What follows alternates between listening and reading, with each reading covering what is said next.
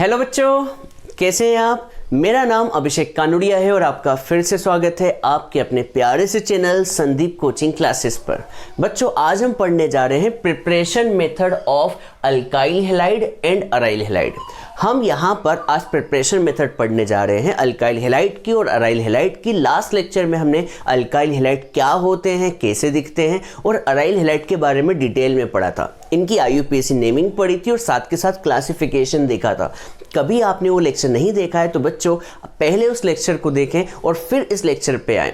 तो आज हम क्या पढ़ने जा रहे हैं, प्रिपरेशन, मतलब इन्हें प्रिपेयर कैसे किया जाता है। तो बच्चों आप अल्काइल हैलाइड को तो जानते हैं, इन्हें IUPAC नेम में हेलो अल्केन कहते हैं। ये आपके दिमाग में चल चुका होगा, पूरे चैप्टर में यही चलेगा। और इनको कहते हैं हेलो अरीन। क्या कहते हैं बच्चों, हेलो अरीन। तो यहाँ पर हम इन दोनों को प्रिपेयर करने जा रहे हैं, तो वन बाय वन पढ़ेंगे। तो सबसे पहली मेथड क्या है, अल्कोहल, मतलब हम अल्कोहल से किसको प्रिपेयर करेंगे, हेलो अल्केन को और हेलो अरीन को। तो देखिए कहानी क्या है। कहानी ये है कि हमने अल्कोहल लिया अल्कोहल, ये मैं रफ समझा रहा हूँ। अल्कोहल लिया और अल्कोहल में मुझे ऐसा क्या करना पड़े कि OH हट जाए। मुझे OH को हटाना है। देखिए OH हटा, कैसे करना ये तो मैं सिखाऊंगा, पर OH को हटाना है और OH को हटाने के बाद यहाँ पर हेलोजन ग्रुप लगाना है। तो देखिए ये OH निकलेगा और उसकी जगह X आ जाएगा। ये OH निकलेगा और X आ जाएगा तो क्या बन जाएगा, RH, जिसे हम कहते हैं हेलो अल्केन। तो कहानी समझ में आ गई। अल्कोहल से प्रिपेयर करना बहुत ही ईजी मेथड है। सर क्यों मेथड ईजी है, क्योंकि अल्कोहल में से OH को निकालें और X को जोड़ दें। ठीक है, तो रफ वर्क आपको समझ में आ गया होगा। तो मैं सबसे पहली मेथड सिखाने जा रहा हूँ, क्या करते हैं। तो अल्कोहल से बनाने के लिए मैं यहाँ पर ले रहा हूँ 1 डिग्री अल्कोहल। क्या ले रहा हूँ बच्चों, 1 डिग्री अल्कोहल ले रहा हूँ, दिख रहा होगा आपको 1 डिग्री अल्कोहल। और इसकी रिएक्शन में करवा रहा हूँ लुकास रिएजेंट से। किससे बच्चों, लुकास रिएजेंट, जिसे हम HCl प्लस ZnCl2 के कॉम्बिनेशन को हम क्या कहते हैं, लुकास रिएजेंट। कौन सा रिएजेंट, ये जो है क्या है बच्चों, लुकास रिएजेंट। बच्चों लुकास रिएजेंट का क्या काम है, लुकास रिएजेंट जो होता है हमेशा कॉम्बिनेशन में लिया जाता है HCl और जिंक क्लोराइड के, जिसमें HCl कॉन्सेंट्रेटेड होता है। क्या करना है, सीधी सी बात, हमें इस OH को निकालना है। ये OH किसके साथ रिएक्शन कर जाएगा, H के साथ। तो OH और H मिलकर क्या बना देंगे प्यारे बच्चों, तो OH और H मिलकर तो बना देंगे H2O। और यहाँ पर Cl ग्रुप इस R के साथ आके जुड़ जाएगा तो ये बन जाएगा RCl, जिसे हम कहते हैं हेलो, जिसे हम कहेंगे क्लोरो अल्केन। क्या कहेंगे बच्चों, तो ये 1 डिग्री आपका बन गया हेलो अल्केन। ठीक है, यहाँ पर हेलो की जगह क्या लिखा हुआ है, क्लोरीन। अब यहाँ पर R की जगह कुछ भी ले सकते हैं और Cl की जगह भी कुछ भी ले सकते हैं। तो 1 डिग्री अल्कोहल की कहानी समझ में आ गई। अब हम 2 डिग्री अल्कोहल लेते हैं। तो 2 डिग्री अल्कोहल क्या होता है, मान लीजिए CH है और इस C के साथ 2 अल्काइल ग्रुप जुड़े हैं, तो इसे हम क्या कहेंगे, 2 डिग्री अल्कोहल। क्या कहेंगे प्यारे बच्चों, 2 डिग्री अल्कोहल। इसकी रिएक्शन हम किसके साथ करवा रहे हैं बच्चों, प्यारे बच्चों, इसे हम क्या कहते हैं, लुकास रिएजेंट। कौन सा रिएजेंट बच्चों, लुकास रिएजेंट कहते हैं। तो वापस वही कहानी होगी, OH और ये H आपस में ऐड कर जाएंगे और ऐड करने के बाद यहाँ से बाहर क्या निकलेगा, बाहर का रास्ता किसको दिखने को मिलेगा, H2O को। और यहाँ पर क्या बन जाएगा, तो ये देख लीजिए R, ये R दिख रहा होगा, ये CH और CH के साथ क्या जुड़ जाएगा, Cl। ये जो होगा वो क्या होगा, 2 डिग्री हेलो अल्केन। ठीक है, हमने इसके बारे में पढ़ा था, ये 2 डिग्री हेलो अल्केन है। और कभी हम 3 डिग्री लेते हैं तो 3 डिग्री में देखिए ये C के साथ कितने अल्काइल ग्रुप जुड़े होंगे, तो आप तो समझ चुके होंगे। इस बार 3 डिग्री है तो अल्काइल ग्रुप 3 होने वाले हैं, तो ये 3 डिग्री अल्कोहल है। कौन सा बच्चों, ये 3 डिग्री अल्कोहल है। देखिए मैं ज़्यादा टाइम वेस्ट नहीं करना चाहता आपका, क्योंकि इसमें बहुत सारी रिएक्शन है, 300 रिएक्शन है पूरी के ऑर्गेनिक केमिस्ट्री में, और एक एक रिएक्शन पे हम इतना ध्यान देने लगे तो बहुत स्लो चलने लगे तो पूरी ऑर्गेनिक केमिस्ट्री होने में टाइम लग जाएगा। तो यहाँ पर कहानी क्या है, देखिए यहाँ पर इसकी रिएक्शन फिर से किसके साथ करवाई गई है बच्चों, याद कर लीजिए। इस रिएजेंट को हम क्या कहते हैं, लुकास रिएजेंट। बच्चों बोल के देखिए, मज़ा आ जाएगा, लुकास रिएजेंट। ठीक है, लुकास रिएजेंट। इन्हें लुकास रिएजेंट कहते हैं सर। किन दोनों के कॉम्बिनेशन? इन दोनों के कॉम्बिनेशन को। तो यहाँ पर भी वही कहानी होगी, ये OH का OH पूरा की पूरा निकलेगा और H भी निकलेगा, तो OH और H मिलकर H2O बनाएंगे और यहाँ पर बन जाएगा RC, ये R, ये R और यहाँ पर Cl प्लस क्या बच्चों? H2O। जब हम इस रिएक्शन की रिएक्टिविटी के बारे में देखते हैं तो ये देखते हैं कि ये जो रिएक्शन है ना बहुत ही फास्ट हो रही है। 3 डिग्री अल्कोहल की जब हम लुकास रिएजेंट के साथ रिएक्शन करते हैं तो ये रिएक्शन बहुत ही फास्ट होती है। जैसे ही आपने 3 डिग्री अल्कोहल में लुकास रिएजेंट मिलाया तो आपको डायरेक्ट ये रिएक्शन मिल गई। यहाँ पर ये रिएक्शन बहुत ही फास्ट होती है। तो ये वाली रिएक्शन जो होती है वो कैसी होती है? अल्कोहल को शेक कर देते हैं, alcohol just shake with Lucas reagent. और यहाँ पर रिएक्शन इतनी फास्ट होती है, इतनी फास्ट होती है कि ये 3 डिग्री अल्कोहल में आपको टर्बिडिटी ऑलमोस्ट चंद सेकंड में मिल जाती है। टर्बिडिटी का मतलब ये समझ में आना चाहिए जैसे कि ट्रांसपेरेंट सॉल्यूशन आपको जल्दी से जल्दी मिल जाता है। तो 3 डिग्री अल्कोहल में रिएक्शन बहुत ही फास्ट होती है। तो कभी हम इनकी ऑर्डर ऑफ रिएक्टिविटी लिखें, जो कि यहीं लिख देता हूँ। तो ऑर्डर ऑफ रिएक्टिविटी के बारे में बात करें तो आपको ये रिएक्शन बहुत ही फास्ट करवानी है तो आपको 3 डिग्री अल्कोहल लेना होगा। फिर इसके बाद ये रिएक्शन 2 डिग्री अल्कोहल पे होगी और सबसे स्लो जो होगी वो किस पे होगी? 2 डिग्री अल्कोहल पे। तो ये चीज़ को याद रखिए। मैं इस पर गोला लगा देता हूँ, प्यारा सा गोला जो याद रखेगा कि हाँ सर ये चीज़ आपने अलग से गोले में लिखवाई थी। ठीक है, तो ऑर्डर ऑफ रिएक्टिविटी समझ में आ गई। हमने यहाँ पर अल्कोहल लिया हुआ है। अल्कोहल की रिएक्शन किससे करवाई गई है? लुकास रिएजेंट, जिसे मैं यहाँ पर लिख देता हूँ। तो यहाँ पर मैंने लुकास रिएजेंट लिया हुआ है। अभी भी बहुत सारी रिएक्शन है, तो देखिए अब अगली रिएक्शन क्या है। तो फिर से मैंने अपना प्यारा सा अल्कोहल लिया और इसकी रिएक्शन किसके साथ करवाई? NaBr और साथ के साथ कॉन्सेंट्रेटेड H2SO4 के साथ करवाई। तो इस रिएक्शन में होता क्या है? इस रिएक्शन में हमें क्या करना है? सिंपल सी बात क्या करना है, देखिए जब भी आप H2SO4 लेते हैं तो भैया वाटर तो बाहर निकलेगा। सर क्यों निकलता है ये भी बता दीजिए।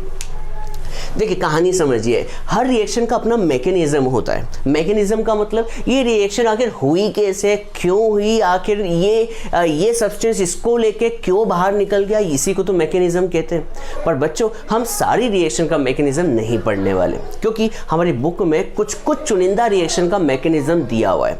बाकी हर रिएक्शन का मैकेनिज्म होता है पर हम उसे पढ़ेंगे नहीं, क्योंकि इससे आपको 300 रिएक्शन करने में शायद से 3 साल भी लग जाए सबका मैकेनिज्म याद करने में।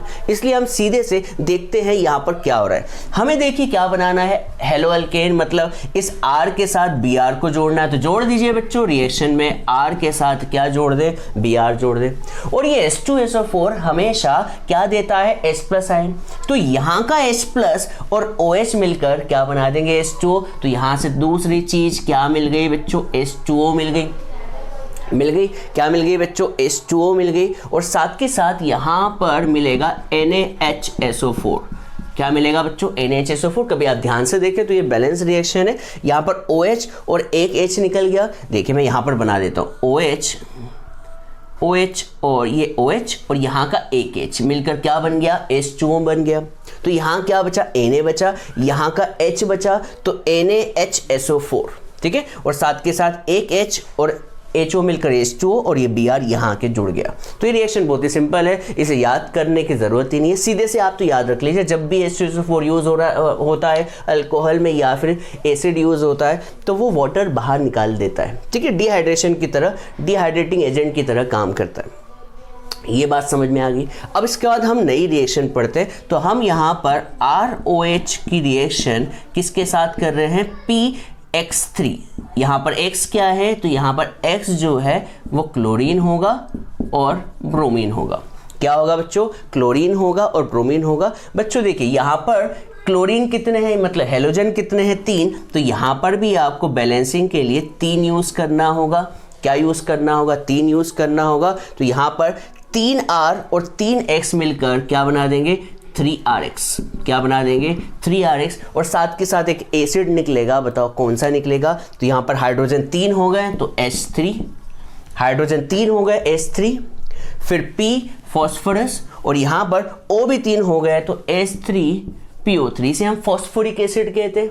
ठीक है, कौन सा एसिड कहते हैं, फॉस्फोरिक एसिड। वैसे बाय प्रोडक्ट है, इतनी ज़्यादा जानकारी नहीं चाहिए हमें, पर यहाँ पर मेन चीज़ ये है कि आपने कभी PX3 लिया, जैसे PCl3 होता है, PCl3 ले लिया, या फिर PbR3 ले लिया, P फॉर फॉस्फोरस और यहाँ पर X क्या है, हेलोजन है, तो यहाँ पर ये रिएक्शन आपको मिलेगी। ठीक है, अब यहाँ पर हम फिर से एक रिएक्शन करते हैं। तो अल्कोहल की रिएक्शन हम किसके साथ कर रहे हैं, PX5 में X यहाँ पर फिर से क्लोरीन या फिर क्या है, ब्रोमीन है। तो जैसे ही हम इसकी रिएक्शन करते हैं तो हमें क्या मिलेगा, देखिए यहाँ पर आपको मिलेगा POCl3, यहाँ पर आपको मिलेगा 3RCl, RX लिख लें, 3RX मिलेगा, साथ के साथ आपको मिलेगा POCl3 plus HCl, POCl3 plus HCl। यहाँ पर X, कभी मैं X की जगह यहाँ पर Cl लिख दूँ, क्या लिख दूँ बच्चों, Cl5। तो देखिए यहाँ पर Cl से आपको ये रिएक्शन दिख रही होगी। यहाँ पर ROH की रिएक्शन जैसे ही आपने PCl5 के साथ करवाई तो एक क्लोरीन इस R के साथ जुड़ जाएगा, RCl बन गया। ठीक है, और यहाँ पर आप देखेंगे तो यहाँ पर आपको P मिल रहा है, एक O मिल रहा है, और 3 क्लोरीन है तो 3 क्लोरीन मिल गए, और साथ के साथ यहाँ से एक हाइड्रोजन निकला तो HCl बन गया। ये रिएक्शन याद ही करनी होगी बच्चों, कोई इसका कंसेप्ट नहीं है। कभी आप इसका मैकेनिज्म समझने लगते हो तो बच्चों आप अपना टाइम वेस्ट कर रहे हो, क्योंकि हमें इसके मैकेनिज्म की इतनी ज़रूरत नहीं है। सीधे से रिएक्शन को बार बार लिखें और याद करने की कोशिश करें, यही नियम है। चलिए अब हम फिर से क्या कर रहे हैं, ROH की रिएक्शन रेड फॉस्फोरस के साथ करवा रहे हैं। किसके साथ बच्चों, रेड फॉस्फोरस। यहाँ पर क्या लिया हुआ है, रेड फॉस्फोरस, और यहाँ पर हमने ऐड किया है X बोले तो हेलोजन। क्या लिया है बच्चों, X बोले तो हेलोजन लिया है। बच्चों उम्मीद करता हूँ आपको यहाँ का नीचे का दिख रहा होगा। ठीक है बच्चों, आपको नीचे का दिख ही रहा है तो देखिएगा यहाँ पर ROH की रिएक्शन रेड फॉस्फोरस से करवाई जा रही है, और यहाँ पर हेलोजन को ऐड किया जा रहा है। यहाँ पर हेलोजन ब्रोमीन या फिर आयोडीन है तो आपको मिलेगा RX। सीधे से याद कीजिए, रेड फॉस्फोरस से रिएक्शन करने पर यहाँ पर अल्कोहल आपको क्या देता है, अल्काइल हैलाइड देता है। बहुत से लोग मुझे कमेंट करके कहेंगे कि रिएक्शन हुई कैसे, पर बच्चों मैं नहीं बताने वाला। ठीक है, क्योंकि यहाँ पर हर चीज़ का रिएक्शन आपको मैकेनिज्म नहीं समझाया जाएगा, कुछ रिएक्शन आपको याद ही करनी होगी। ठीक है, चलिए अब ये रिएक्शन हो गई। अब एक और रिएक्शन देखते हैं। तो हम यहाँ पर अल्कोहल की रिएक्शन किसके साथ करवा रहे हैं, तो हम अल्कोहल की रिएक्शन थायोनाइल क्लोराइड से करवा रहे हैं। किसके साथ बच्चों, थायोनाइल क्लोराइड SOCl2। बहुत से लोग कहेंगे ये क्या होता है, थायोनाइल क्लोराइड। थायो स्पेलिंग थोड़ी सी गड़बड़, रुकिएगा, थायोनाइल क्लोराइड के साथ करवा रहे हैं। जैसे ही इस रिएक्शन को आप थायोनाइल क्लोराइड के साथ करवाते हैं तो यहाँ पर आपको मिलता है RCl और साथ के साथ सल्फर डाइऑक्साइड प्लस HCl।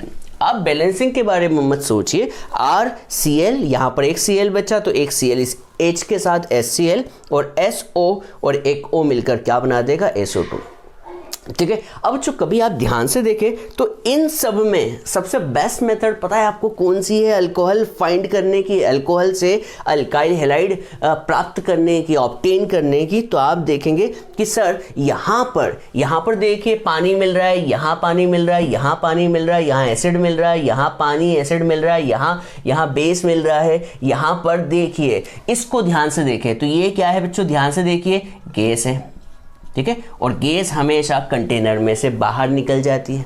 और बच्चों बताओ HCl भी क्या है, एक गैस है, तो गैस भी क्या होगी, कंटेनर से एस्केप हो जाएगी। तो आप बताएं, जैसे ही आप अल्कोहल की रिएक्शन थायोनाइल क्लोराइड से करवाएंगे तो आपको कंटेनर में क्या मिलेगा, क्या गैस मिलेगी, नहीं, गैस तो एस्केप हो गई।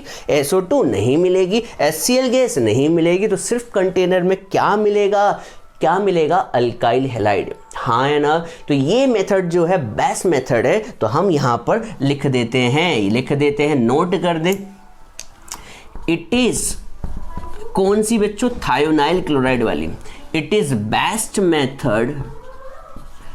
Best method to obtain alkyl halide. It is best method to obtain alkyl halide from alcohol because in this byproduct is, in this method byproduct is gases, byproduct is escaping gases। कौन सी gases बेटा, escaping gases जो है by product है। So fresh, so pure alcohol can be obtain. उम्मीद करता हूँ आपको ये बात समझ में आ गई होगी। नहीं आई हो तो प्लीज़ मुझे बताएं कि सर नहीं आई, तो मैं इस पर कुछ चर्चा करने की कोशिश करूँगा।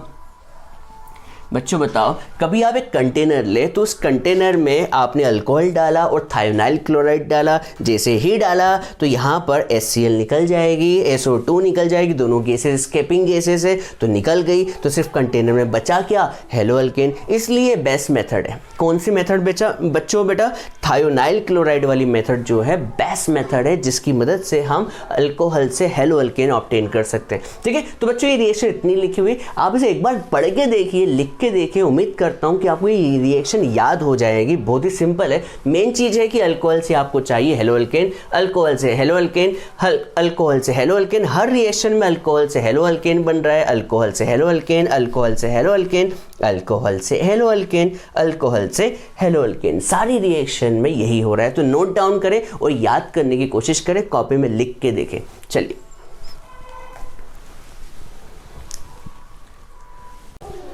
चलिए बच्चों, अब हम नेक्स्ट मेथड की तरफ चलते हैं। और नेक्स्ट मेथड में हम किसकी हेल्प से हेलो अल्केन और हेलो अरीन बनाने वाले हैं, तो बच्चों हाइड्रोकार्बन्स की मदद से। हम हाइड्रोकार्बन्स लेंगे और हाइड्रोकार्बन से हेलो अल्केन और हेलो अरीन को बनाने जा रहे हैं। पर बच्चों हाइड्रोकार्बन्स भी बहुत टाइप के होते हैं, तो हम सबसे पहली मेथड पढ़ रहे हैं हाइड्रोकार्बन्स लेकर बाय फ्री रेडिकल हेलोजनेशन। क्या बच्चों, बाय फ्री रेडिकल हेलोजनेशन। मैं ये समझाता हूँ आपको, क्लियर करता हूँ हर चीज़ को, देखिएगा। तो मैंने यहाँ पर एक हाइड्रोकार्बन लिया हुआ है CH3 CH2 CH3 CH2 CH2 and CH3। आप बता सकते हैं ये क्या है, तो इसका IUPAC नेम बताएं। तो बच्चों कभी हम इसको देखें तो यहाँ पर 4 कार्बन है, तो इसे हम क्या कहेंगे बच्चों, 4 कार्बन होने की वजह से ये हो गया एन प्रोपेन। क्या हो गया बच्चों, एन प्रोपेन। और बच्चों याद रखिए, जब भी फ्री रेडिकल हेलोजनेशन होता है तो हेलोजनेशन का मतलब तो यहाँ पर हेलोजन ग्रुप होगा, तो यहाँ पर हेलोजन ग्रुप हो गया।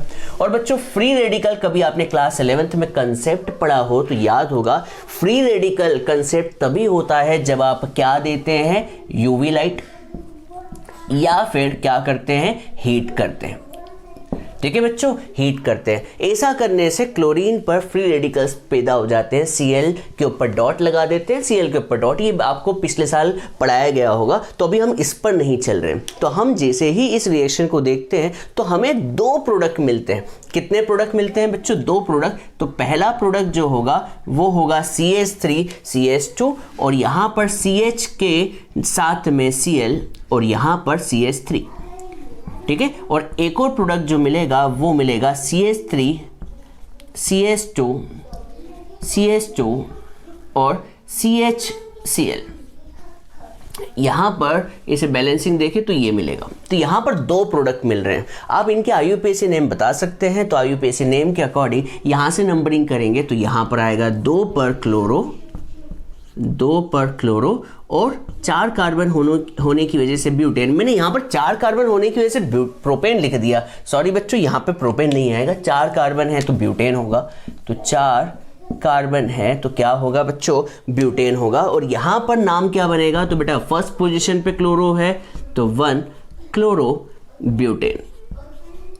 मैं जानता हूं कि यहाँ पर आपको ये रिएक्शन कैसे हुई ये जानने की उत्सुकता बढ़ती जा रही होगी, तो मैं आपको बताऊंगा, हर कुछ बताऊंगा। पर पहले आपको ये बता दूं कि जब भी आप फ्री रेडिकल हैलोजनेशन करते हैं तो ये मेथड आपको मिक्सचर देती है। क्या देती है बच्चों? मिक्सचर। आपको प्योर कंपाउंड कोई सा भी नहीं मिलेगा। क्या मिलेगा? मिक्सचर मिलेगा। और बच्चों आप सोचो, आप कभी साइंटिस्ट हैं और साइंटिस्ट होने के नाते कभी आपको कंटेनर में मिक्सचर मिले, क्या मिले बच्चों? मिक्सचर मिले, तो क्या ये अच्छी बात है या खराब बात है? तो आप कहेंगे खराब बात है यार, क्योंकि मिक्सचर है। अब मिक्सचर है तो मिक्सचर को आपको सेपरेट करने में फिर से दिमाग लगाना पड़ेगा, फिर से नई मेथड, नई टेक्निक अपनानी पड़ेगी। तो ये मेथड तो सुटेबल नहीं है, मुझे तो बिल्कुल पसंद नहीं और शायद से आपको भी पसंद नहीं आनी चाहिए।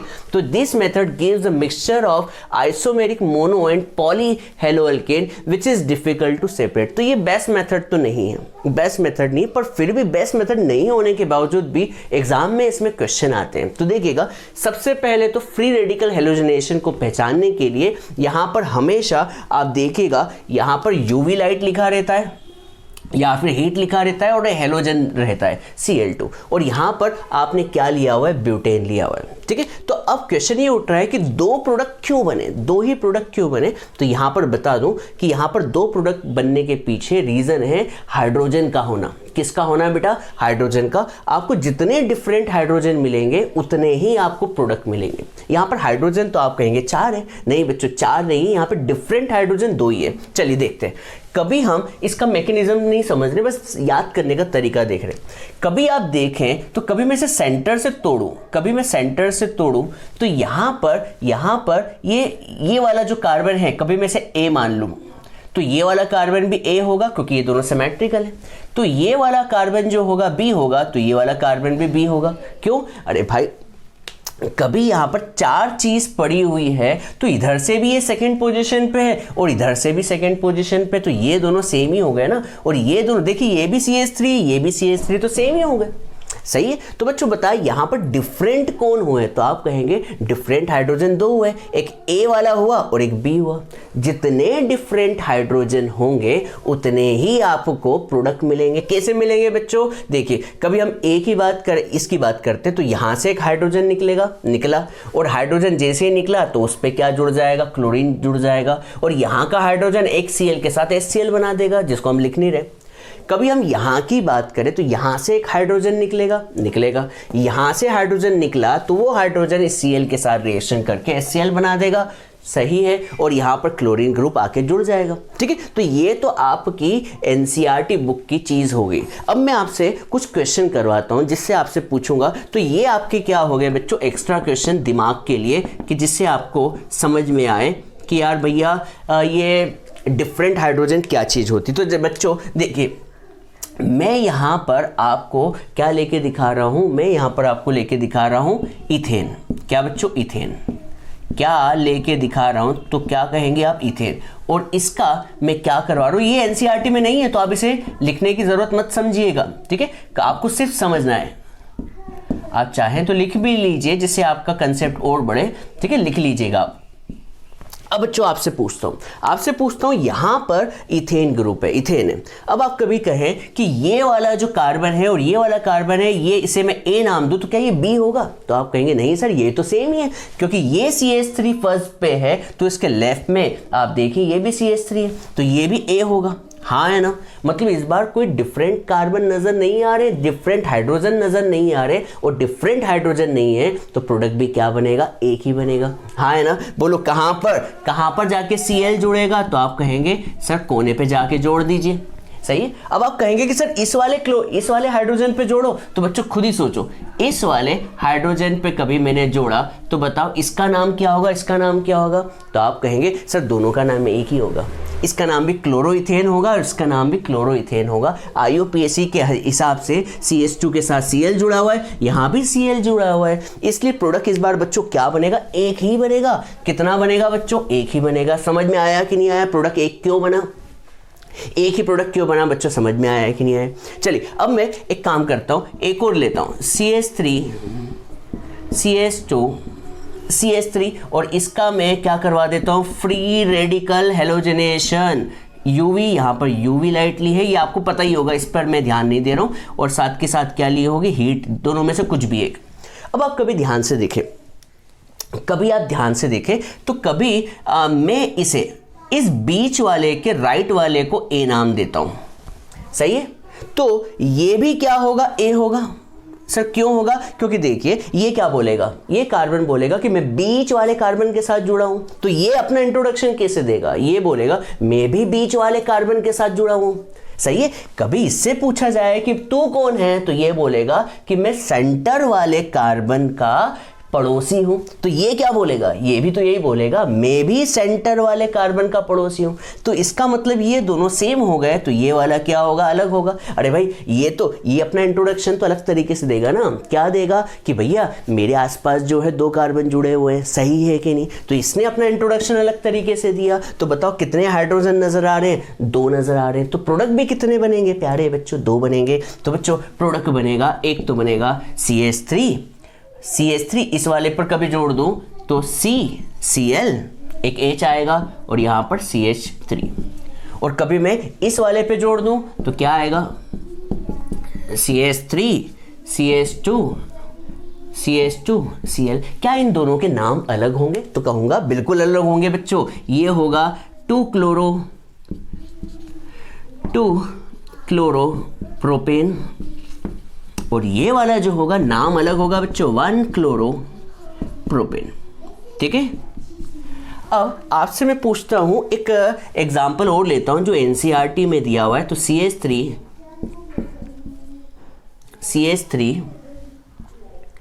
ठीक है बच्चों, CH3 CH2 मैं बुक में देख लेता हूं, CH3 CH2 CH3। बता सकते हैं यहाँ पर कितने प्रोडक्ट मिलेंगे बच्चों, मैं आपको कुछ सेकंड देता हूँ, आप बताएं बच्चों कितने प्रोडक्ट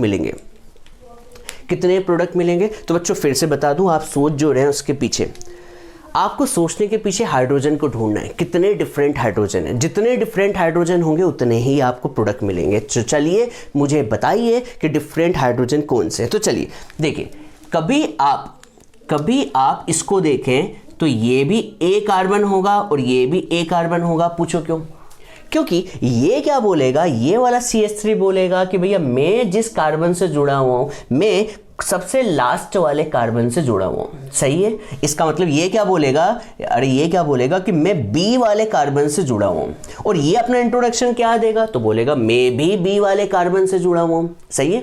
पर ये वाला जो आदमी है अपना इंट्रोडक्शन अलग देगा। क्यों देगा, ये समझ में आ गया होगा, क्योंकि ये तो बोलेगा कि मेरे पास में CH बैठा हुआ है, मेरे पास में CH3 बैठा हुआ है, और ये अपना इंट्रोडक्शन बोलेगा भैया मैं तो सिर्फ एक आदमी से जुड़ा हुआ हूं। तो सब अपना इंट्रोडक्शन अलग दे रहे हैं। ये अपना इंट्रोडक्शन बोलेगा कि मेरे से तो एक ही कार्बन जुड़ा हुआ है।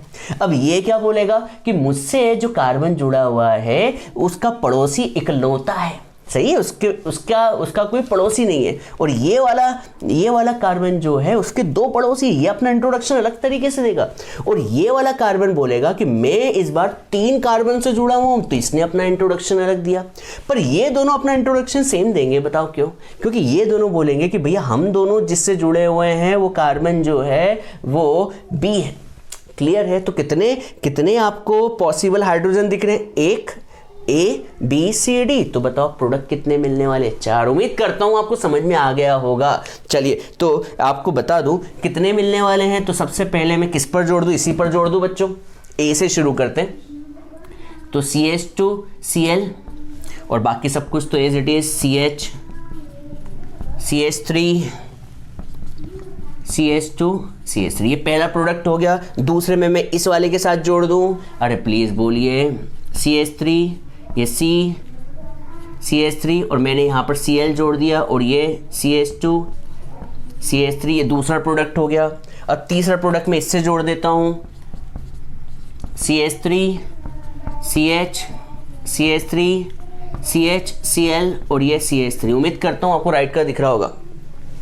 और जो चौथा प्रोडक्ट होगा वो इससे जुड़ेगा, तो ये हो जाएगा CH3 और यहाँ पे CH, और यहाँ CH2 और यहाँ CH2Cl। आप देखिए मैंने हर बार क्लोरीन को अलग अलग जगह पे जोड़ा है, एक बार इस वाले जगह पे जोड़ा है फर्स्ट जगह पर, एक बार मिडिल वाली जगह पर, एक बार थर्ड पोजीशन पर और एक फोर्थ वाली पोजीशन पे। ठीक है, तो बच्चों आपको समझ में आया होगा आपको 4 प्रोडक्ट क्यों नजर आ रहे हैं। चारों के नाम आप लिख लीजिएगा, नाम लिखना आपको आता है, IUPAC नेमिंग आती है तो आप IUPAC नेमिंग से लिख लीजिएगा। यहाँ पर लंबी चेन इस कार्बन की बनेगी, तो बच्चों आप समझ गए होंगे 1 पर क्लोरो है, 2 पर मिथाइल है, यहाँ पर 2 पे क्लोरो, 2 पे मिथाइल प्रोपेन ब्यूटेन, और ये 3 पर क्लोरो, नहीं सॉरी 2 पर क्लोरो, 3 पर मिथाइल, 2 पर क्लोरो, 2 पर, कभी मैं लॉन्गेस्ट चेन कभी सेलेक्ट करूँ तो 2 पर क्लोरो, 3 पे मिथाइल ब्यूटेन, और यहाँ पर कभी लॉन्गेस्ट चेन इसकी सेलेक्ट करूँ तो बनेगा, क्या बनेगा, 1 क्लोरो 3 मिथाइल प्रोपेन ब्यूटेन। ठीक है, तो IUPAC नेम आप खुद लिख सकते हैं। उम्मीद करता हूँ आपको फ्री रेडिकल हैलोजनेशन समझ में आया होगा। बच्चों आपको हाइड्रोकार्बन दिया होगा तो उस हाइड्रोकार्बन को ढूंढे, हाइड्रोकार्बन में सबसे अपना इंट्रोडक्शन लीजिए। देखिए इसका इंट्रोडक्शन ये क्या बोलेगा कि भैया मैं वो कार्बन हूं जिसके लेफ्ट में 3 कार्बन है, मतलब मुझसे 3 कार्बन जुड़े हुए हैं। सही है, अब इससे पूछो ये क्या बोलेगा, तो ये बोलेगा भैया मैं वो कार्बन हूं जिससे 3 कार्बन जुड़े हुए हैं। देखो दोनों सही बोल रहे हैं। ये अपना इंट्रोडक्शन क्या बोलेगा कि भैया मेरे एक साइड में 1 कार्बन है और एक साइड में 2 कार्बन है, तो ये सही बोल रहा है। अब इससे पूछो ये क्या बोल रहा है, तो ये बोलेगा मेरे साइड में भी 1 कार्बन है और एक और साइड में 2 कार्बन है। इसका मतलब ये और ये दोनों सेम भाषा बोल रहे हैं और ये दोनों सेम भाषा बोल रहे हैं। सही है, तो बच्चों आपको फिर से बता दूं, ये वाली रिएक्शन जो रिएक्शन है आपकी NCERT की है। तो बच्चों ये वाली रिएक्शन जो है NCERT की है, क्लियर है। और ये वाला क्वेश्चन जो है ये भी आपका NCERT का है। किसका है बच्चों, NCERT का है।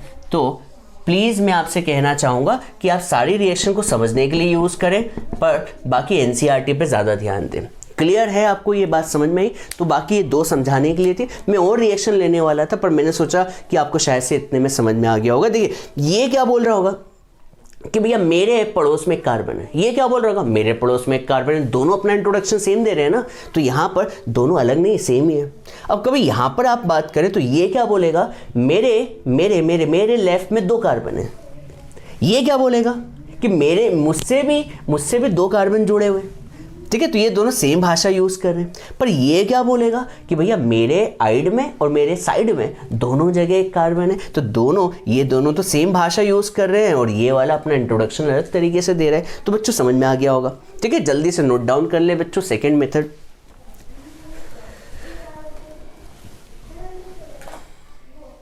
चलिए बच्चों हम थर्ड मेथड की तरफ चलते हैं, जो कि होने वाली है हाइड्रोकार्बन से ही हम बना रहे हैं, पर इस बार मेथड का नाम जो है वो है बाय इलेक्ट्रोफिलिक सब्स्टिट्यूशन। बच्चों आप जानते होंगे इलेक्ट्रोफिलिक सब्स्टिट्यूशन में हमेशा एक इलेक्ट्रोफाइल आता है। क्या आता है बच्चों, याद कीजिए, मैं आपको यहाँ पे कंसेप्ट बता दूं। इलेक्ट्रोफाइल आता है, इलेक्ट्रोफाइल E+, और ये हमेशा किसे ढूंढता है, ये ढूंढता है बेंजीन की उस जगह को जहां पर इलेक्ट्रॉन की डेंसिटी सबसे ज़्यादा होती है।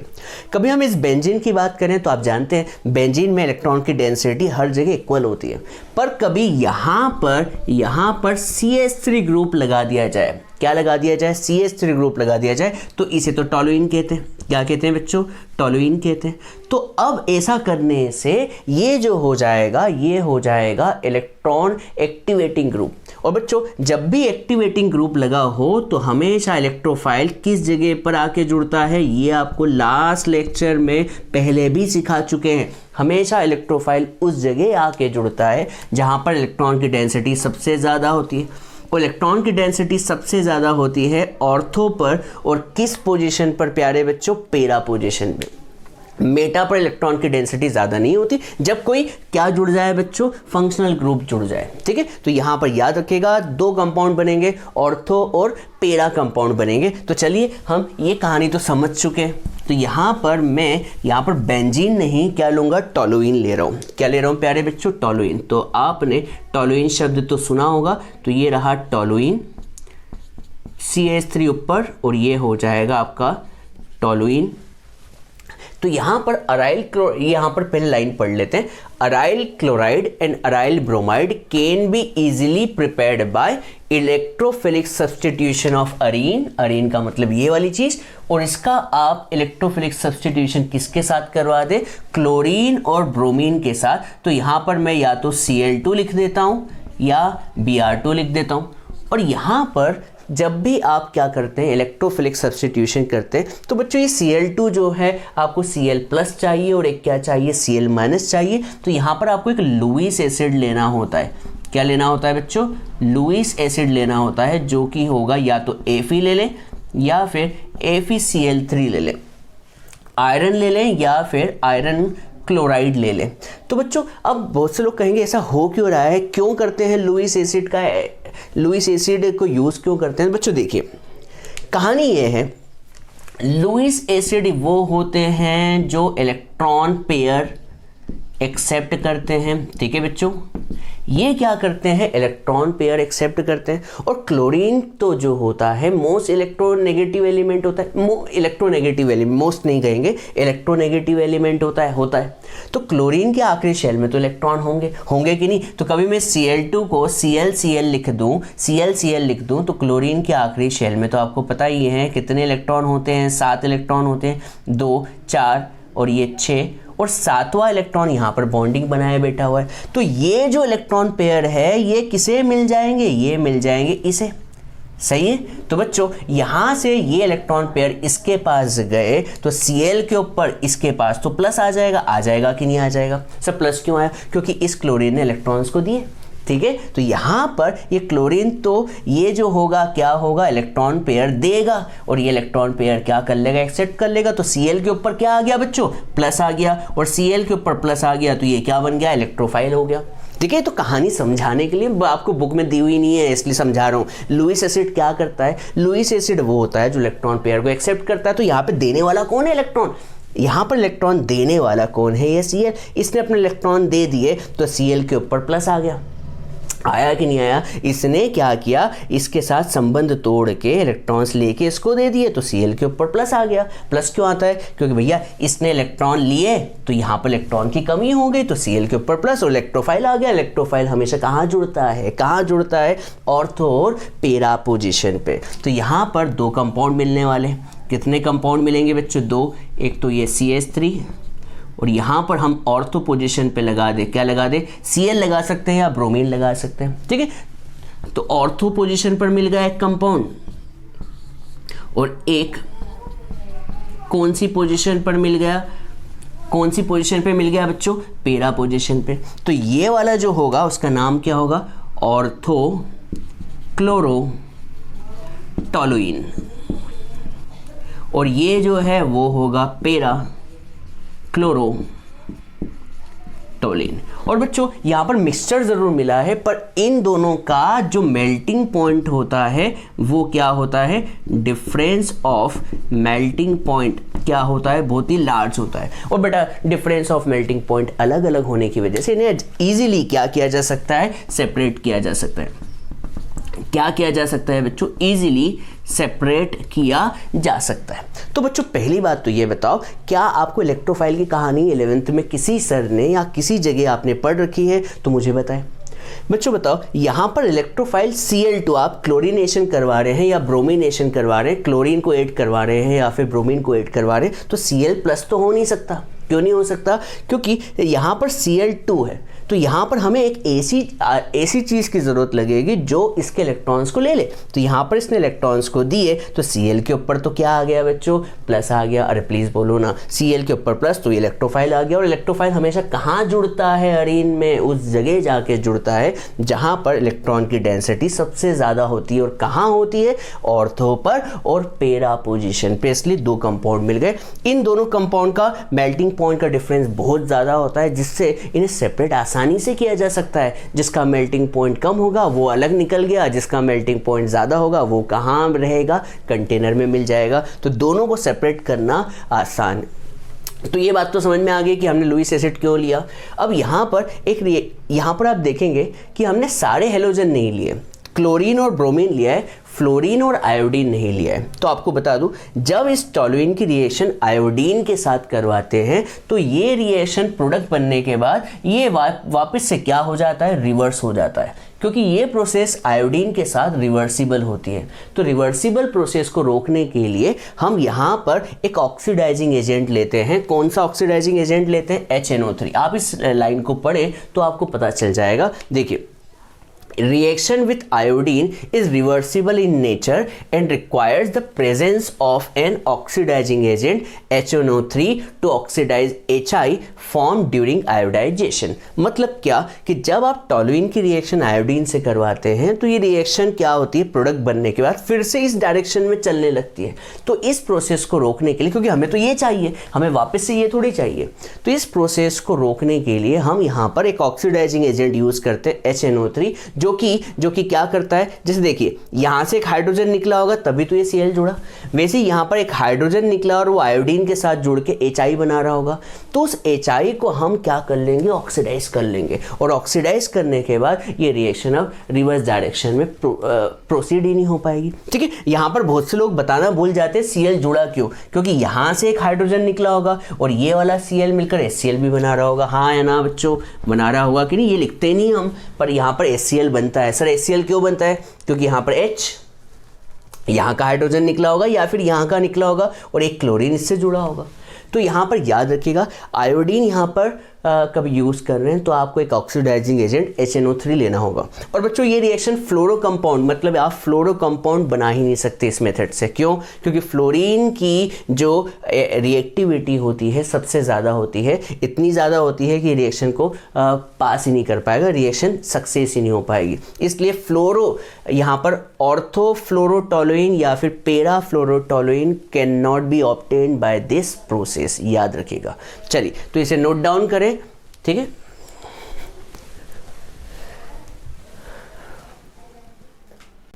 चलिए बच्चों, अब हम आगे बढ़ते हैं। अब हम पढ़ने जा रहे हैं एक सबसे इंपॉर्टेंट मेथड जिसका नाम है सेंट मेयर्स रिएक्शन।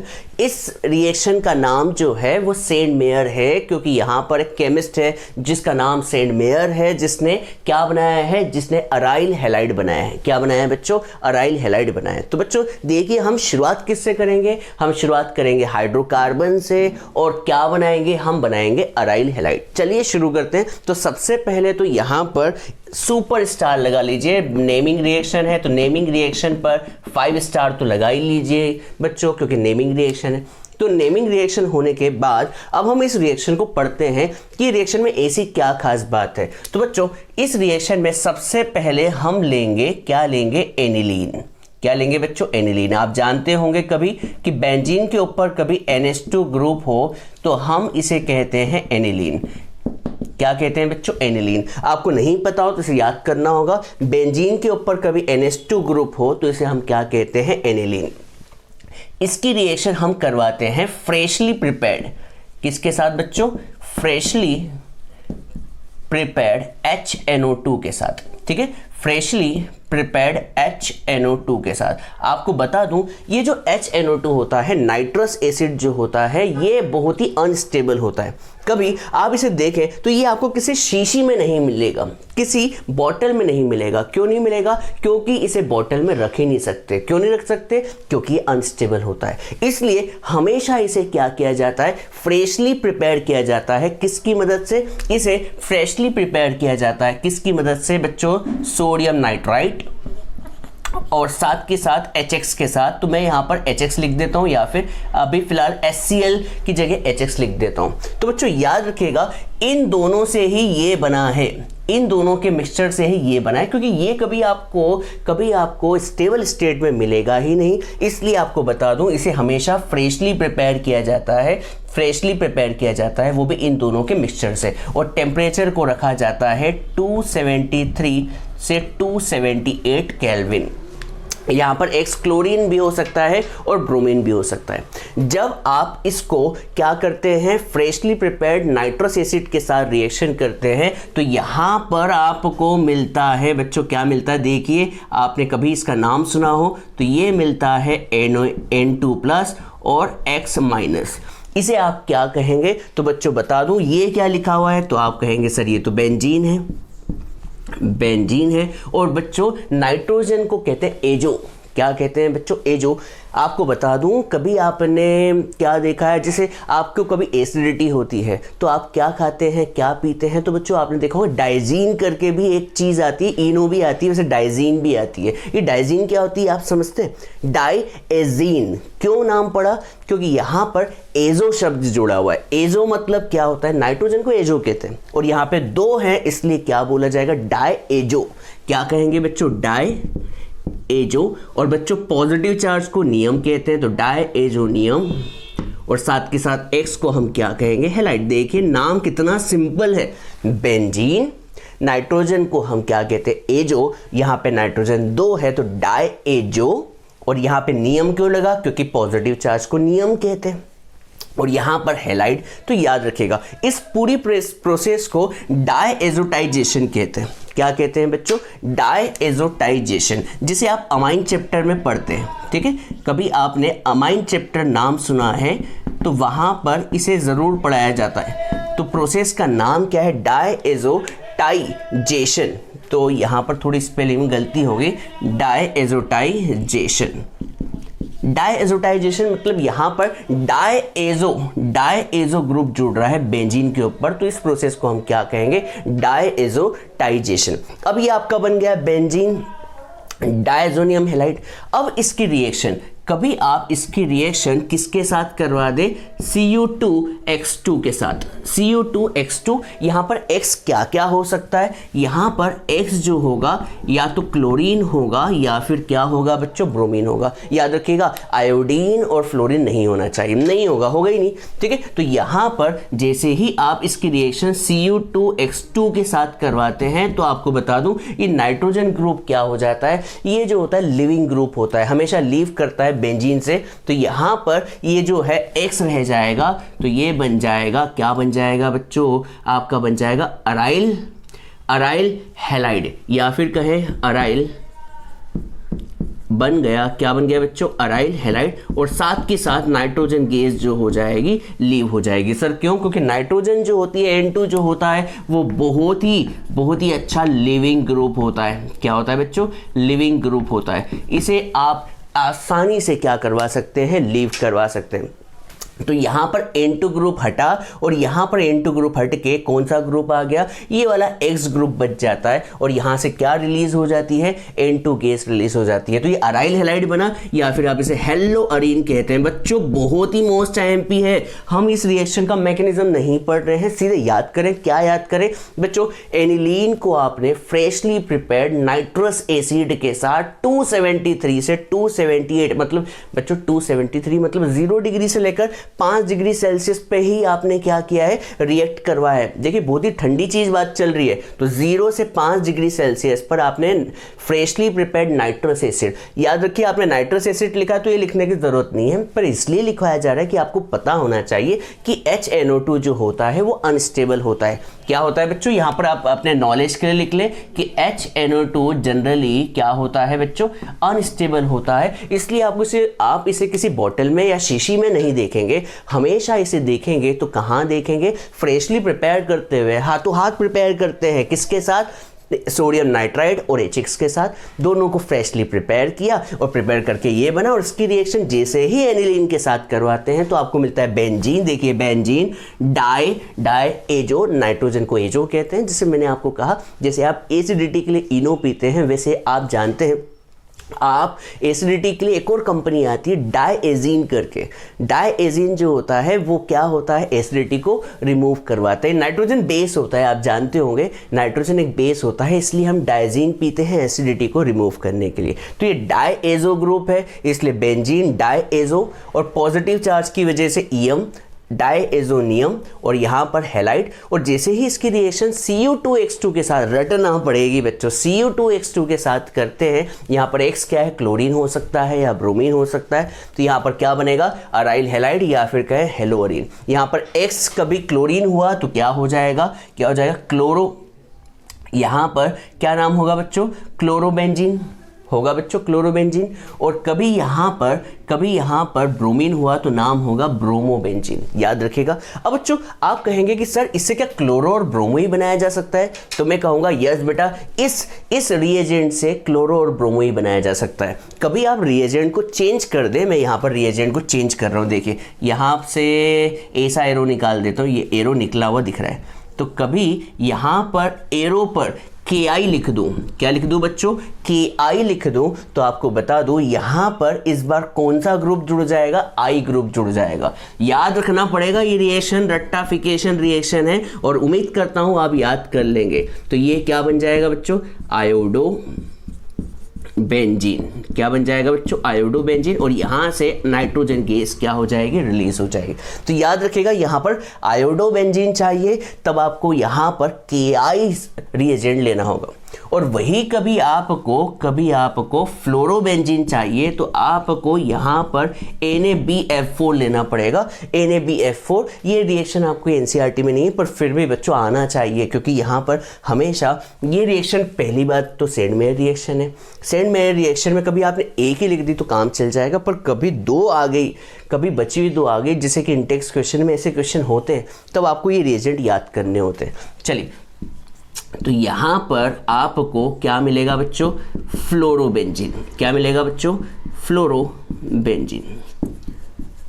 क्लियर है। तो ये सेंड मेयर रिएक्शन है, आपके एनसीईआरटी बुक में सिर्फ ये वाली रिएक्शन दी है, मैंने यहाँ पर एक्स्ट्रा दो और पढ़ाई हुई है कि कभी आप पोटेशियम आयोडाइड यूज कर ले तो यहाँ पर आयोडोबेंजीन मिलेगा, और NaBF4 यूज किया तो फ्लोरोबेंजीन मिलेगा। ठीक है, तो यहाँ पर याद रखिएगा इस वाली रिएक्शन में क्लोरो और ब्रोमो ही बनेगा, और इस वाले में आयोडोबेंजीन और इसमें फ्लोरोबेंजीन मिलेगा। तो ये रिएक्शन सेंड मेयर रिएक्शन है, और मैं इस पर लगा दूं 5 सितारा। ये क्या है रिएक्शन, 5 स्टार रिएक्शन है। 5 स्टार मतलब ये रिएक्शन सुपर मोस्ट IMP है, तो आप इस पर 5 स्टार लगा दें और सुपर मोस्ट IMP लिख दें। ठीक है, तो नेमिंग रिएक्शन है, तो जल्दी से नोट डाउन करें। प्रिपरेशन मेथड को अभी हम और आगे पढ़ेंगे, इसे जब तक नोट डाउन कीजिए।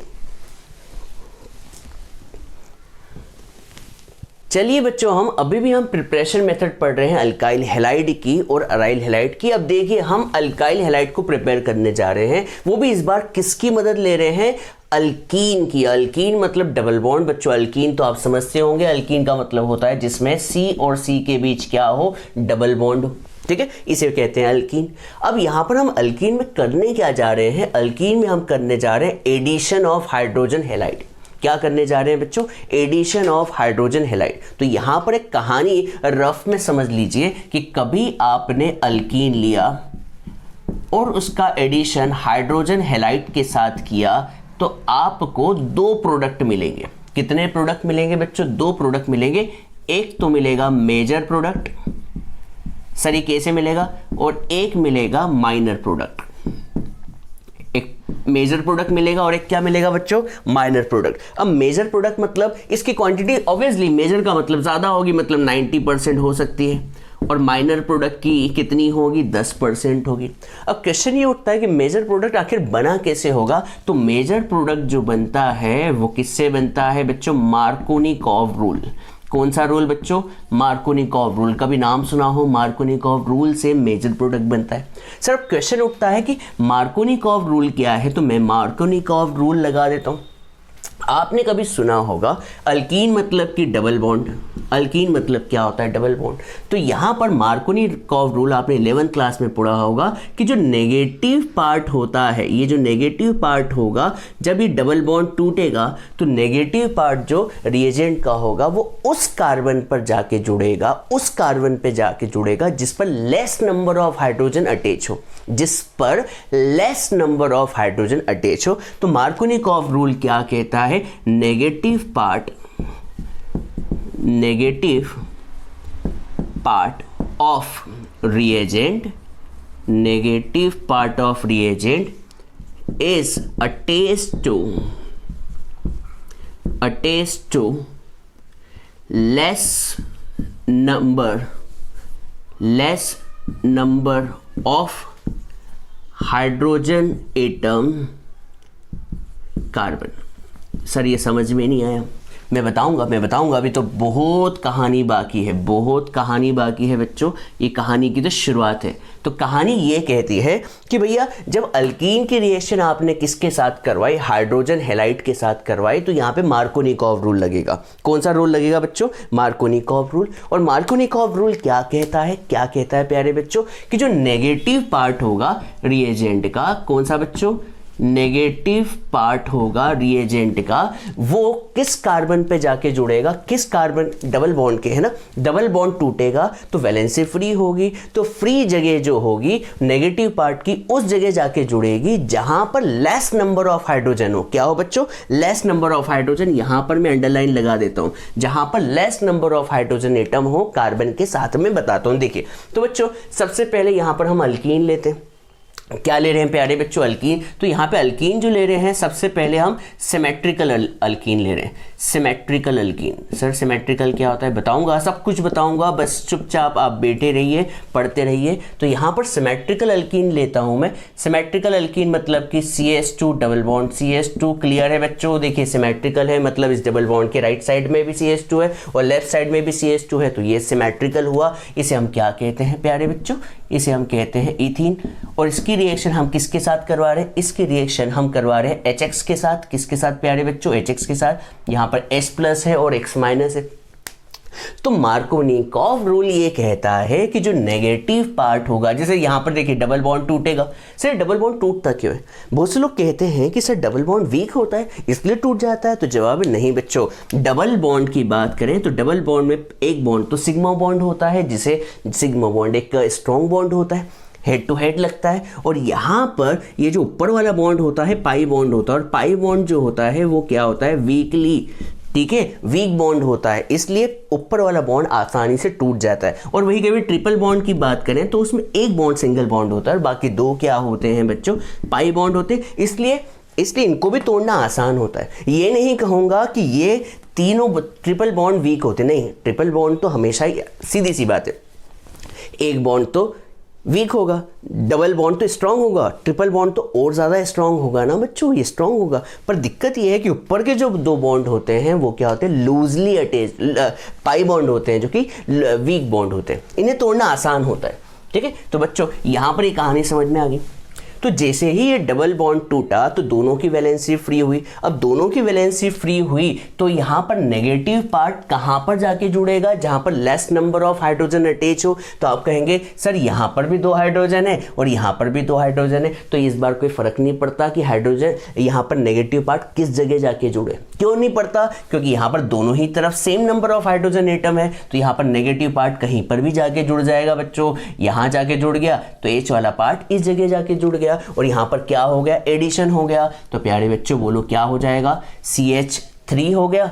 यहाँ पे सिंगल बॉन्ड, क्योंकि डबल बॉन्ड तो टूट गया, और CH2 के साथ कौन जाके जुड़ गया? X जाके जुड़ गया।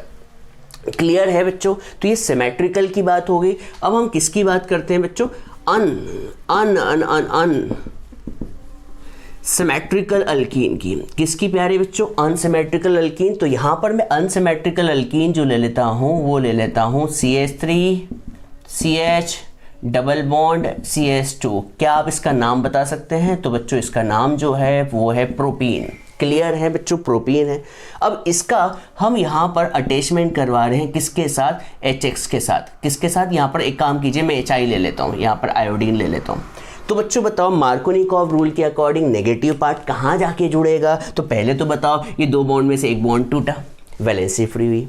अब ये negative part according to Markovnikov rule क्या कहता है कि भैया नेगेटिव पार्ट जो होता है रिएजेंट का उस जगह जाके जुड़ेगा जहां पर हाइड्रोजन एटम कम हो, जहां पर less number of hydrogen atom हो। तो बच्चों बताओ नेगेटिव पार्ट, ये रहा नेगेटिव पार्ट किस जगह जाके जुड़ेगा? जहां पर less number of hydrogen atom हो। तो आप कहेंगे सर लेस नंबर तो इस जगह, तो नेगेटिव पार्ट इस जगह जाके जुड़ेगा और पॉजिटिव पार्ट इस जगह जाके, हाँ है ना? तो बच्चों बताओ क्या बनेगा? यहां पर बनेगा CH3 डैश और नेगेटिव पार्ट किससे आके जुड़ गया? CH से, तो CH के नीचे I, और यहाँ पर बॉन्ड टूटा तो CH2 के साथ क्या जुड़ जाएगा H, तो ये हो जाएगा CH3। बच्चों साथ के साथ एक और प्रोडक्ट बनेगा, यहाँ पर मेजर प्रोडक्ट बनता है मार्कोनिकॉव रूल से, तो ये वाला जो होगा कौन सा होगा, इसका नाम पहले लिख लेते हैं। तो ये तो हो गया बच्चों 2 आयोडो और लंबी चेन 3 कार्बन की है, इसलिए प्रोपेन। इन था पर अब क्या हो गया, प्रोपेन हो गया। तो ये तो मेजर प्रोडक्ट हो गया, गलत बोल रहा हूँ क्या मैं। अब माइनर प्रोडक्ट क्या होगा, तो minor product anti Markovnikov rule से बनता है। तो यहाँ पर तो हो जाएगा CH2 और यहाँ पर CH2I। तो ये जो बनेगा वो क्या बनेगा, 1 आयोडो प्रोपेन।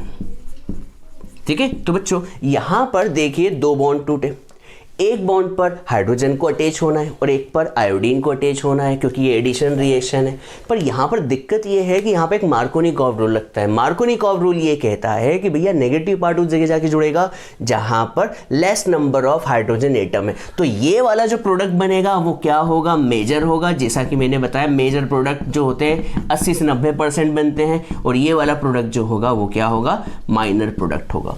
क्लियर है।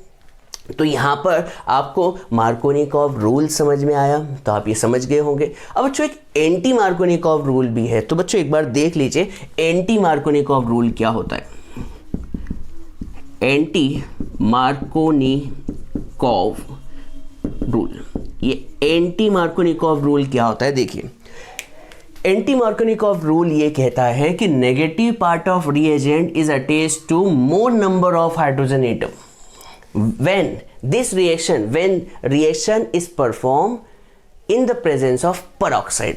किसकी प्रेजेंस में बच्चों, पेरोक्साइड की प्रेजेंस में। शायद से आपने सुना हो, सर नहीं सुना तो पहले लिख तो दूं फिर समझाता हूं। तो यहां पर एंटी मार्कोनिकॉव रूल उल्टा कहेगा, क्या कहेगा बच्चों, negative part of reagent is attached, ठीक है, अटैच्ड टू, यहां पर क्या आएगा, मोर number of hydrogen atoms carbon in the presence of peroxide। बच्चों peroxide याद रखिएगा, मैं इस पर लगा देता हूं गोला जिससे आपको याद रहे कि भैया एंटी मार्कोनिकॉव रूल वैसे आपने पढ़ रखा है 11th क्लास में, पर मैं मानता हूं कि 11th आपने अच्छे से नहीं पढ़ा है। तो फिर से बता दूं कि देखिए ये मार्कोनिकॉव रूल है और ये एंटी मार्कोनिकॉव है। एंटी मतलब उल्टा, मार्कोनिकॉव को उल्टा। यहां पर less number of hydrogen atom पर अटैच होगा, तो इस जगह पर कहां पर होगा, मोर number of hydrogen atom carbon पे। पर इन प्रेजेंस ऑफ, यहां पर ये इंपॉर्टेंट है, किसकी प्रेजेंस में, पेरोक्साइड की प्रेजेंस में। किसकी प्रेजेंस में बच्चों, पेरोक्साइड। तो देखिए मैं यहां पर वो भी रिएक्शन लिख के दिखा ही देता हूं जिससे आपको याद रहे। तो यहां पर मैं ब्लू पेन से लिखता हूं तो याद रहेगा। तो मैंने यहां से लिखता हूं CH3 CH double bond CH2 जो कि प्रोपीन ही है। क्या है बच्चों, प्रोपीन ही है। और यहाँ पर हम क्या ऐड करवा रहे हैं, HBr। क्या ऐड करवा रहे हैं बच्चों, HBr in the presence of peroxide. In the presence of क्या बच्चों, पेरोक्साइड। तो आप कहेंगे सर यहाँ पर एडिशन होने वाला है। पर देखिए यहाँ पर एरो के ऊपर क्या लिखा आ गया, जैसे ही एरो के ऊपर पेरोक्साइड लिखा आ गया तो यहाँ पर एंटी मार्कोनिकॉव रूल लगेगा। और एंटी मार्कोनिकॉव रूल ये कहता है कि जो नेगेटिव पार्ट है वो कहाँ जाके जुड़ेगा, मोर number of hydrogen atoms carbon. मतलब कि नेगेटिव पार्ट जो होगा उस जगह जाके जुड़ेगा जहां पर ज्यादा नंबर ऑफ हाइड्रोजन है, जब ये डबल बॉन्ड टूटेगा तो। और ये वाला चीज कहां जाके जुड़ेगा, ये। तो बच्चों ये कौन सा रूल लग रहा है प्लीज बताएं, एंटी मार्कोनिकॉव रूल। ठीक है बच्चों, एंटी मार्कोनिकॉव। और ये कौन सा रूल लग रहा है, तो ये वाला जो लग रहा है मार्कोनिकॉव रूल। बच्चों याद रखिएगा मार्कोनिकॉव रूल तब लगता है जब एरो के ऊपर कुछ नहीं लिखा हो, पर जब एरो के ऊपर पेरोक्साइड आ जाए तो ये जो है एंटी मार्कोनिकॉव रूल लगाता है, जिसमें नेगेटिव पार्ट कहां पर जाके जुड़ता है, मोर number of hydrogen atoms carbon. मतलब जिस कार्बन पर ज्यादा हाइड्रोजन एटम है। तो देखिए यहाँ पर 1 है और यहाँ पे 2 है, तो मोर हाइड्रोजन होने की वजह से Br यहाँ पे जुड़ेगा। तो क्या बनेगा, यहाँ पर बनेगा CH3 CH2 और CH2Br, ठीक है, CH2Br, ये जो बनेगा वो क्या बनेगा, 1 ब्रोमो प्रोपेन, ठीक है। और ये वाला प्रोडक्ट जो बनेगा इस बार क्या बनने वाला है, मेजर बनने वाला है। और साथ के साथ एक और बनेगा, आप तो समझ गए होंगे, उसका नाम जो होगा वो होगा, इसका नाम जो होगा वो क्या होगा, 2 ब्रोमो प्रोपेन। क्लियर है प्यारे बच्चों। तो यहाँ पर मैं ऐसा लगा देता हूँ जिससे ये रिएक्शन एक साथ दिखाई दे कि हाँ ये रिएक्शन जो है वो क्या है बच्चों, साथ में है। तो ये बात आपको समझ में आ गई होगी। क्लियर है। एग्ज़ाम में कुछ भी आ सकता है बच्चों, कुछ भी आ सकता है, इसलिए आपको पहले से ही प्रिपरेशन करनी होती है, ठीक है। तो यहाँ पर ये रिएक्शन में मार्कोनिकॉव रूल लग रहा है, देखिएगा मार्कोनिकॉव रूल लग रहा है इस रिएक्शन में, इस रिएक्शन में मार्कोनिकॉव रूल लग रहा है, और नीचे वाली रिएक्शन में एंटी मार्कोनिकॉव रूल लग रहा है। तो बच्चों आपको उम्मीद करता हूँ समझ में आ गया होगा। बच्चों मार्कोनिकॉव रूल तब लगता है जब एडिशन ऑफ HI हो या फिर HCl हो या फिर HF तो नहीं होगा, HI या HCl हो, ठीक है, और जब यहाँ पर या HBr हो। पर जैसे ही आपने इस एरो के ऊपर पेरोक्साइड लिख दिया ना, तो यहाँ पर एंटी मार्कोनिकॉव रूल लग जाएगा। और एक बात बताना तो भूल गया मैं, बच्चों याद रखिएगा, एंटी मार्कोनिकॉव रूल जो है उसके लिए 2 चीज़ चाहिए। बताओ 2 चीज़ क्या, पेरोक्साइड और HBr। ये दोनों क्या है, ये जय है और ये वीरो है, मतलब HCl और HI से नहीं होगा, प्लस पेरोक्साइड से नहीं चलेगा। यहाँ पर जय वीरू की जोड़ी है, यहाँ पर जय वीरू आप तो जानते होंगे, जय वीरू कौन है, जय वीरू जो है वो है HBr प्लस पेरोक्साइड। ये कभी हुआ तभी यहाँ पर एंटी मार्कोनिकॉव रूल लगेगा, मतलब HCl प्लस पेरोक्साइड के साथ नहीं लगेगा, ये जय वीरू की जोड़ी है, ठीक है। हमेशा ब्रोमीन ऐड होगा, कब ऐड होगा, जब पेरोक्साइड लगा होगा, तो वहाँ पर एंटी मार्कोनिकॉव रूल लग जाएगा, ठीक है बच्चों। इतना बहुत है। तो यहाँ पर हमने एडिशन ऑफ हाइड्रोजन हैलाइड पढ़ा दिया। अब जल्दी से इसे नोट डाउन करें।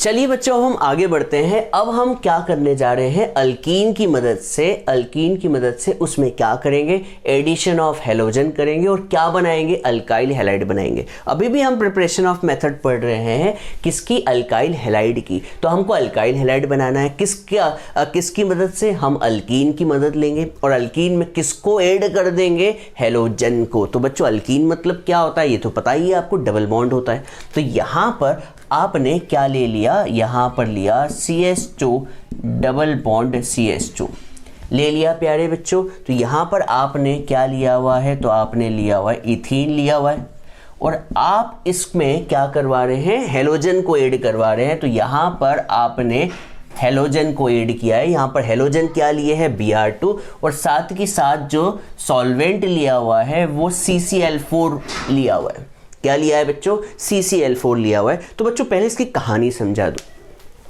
कभी आप लेबोरेटरी में जाते हैं तो लेबोरेटरी में आपको एक शीशी में दिखाई देगी, क्या दिखाई देगी, शीशी, मतलब कि आपको एक कंटेनर दिखाई देगा, बोतल नजर आएगी। उस बोतल में क्या होगा, ब्रोमीन प्लस CCl4 होगा, Br2 प्लस CCl4 होगा। और आपको बता दूं ये जो Br2 प्लस CCl4 होता है बिल्कुल रेडिश ब्राउन कलर का होता है। क्या होता है बच्चों, रेडिश ब्राउन कलर का होता है, बहुत ही ज़्यादा रेडिश ब्राउन कलर होता है, रेडिश ब्राउन कलर होता है। तो बच्चों याद रखिएगा, यहाँ पर जैसे ही हम इथीन के अंदर, जैसे मान लीजिए देखिए आपने क्या लिया, इथीन लिया, क्या लिया बच्चों, इथीन लिया, ये रहा इथीन बोले तो CH2 डबल बॉन्ड CH2 जो कि क्या होता है, इथीन होता है, ठीक है। ये इथीन जो होता है ये अंदर रखा हुआ है, क्या होता है, कलरलेस। क्या होता है बच्चों, इथीन जो होता है बिल्कुल पानी जैसा होता है, बिल्कुल पानी जैसा। आपको दूर से देखने पे लगेगा कि बोतल में पानी पड़ा हुआ है, ठीक है, पर पानी नहीं है, वो पानी नहीं है। क्या है बच्चों, इथीन होता है जो प्योरली कलरलेस होता है। अब क्या किया जाता है, ये बात सुनिए।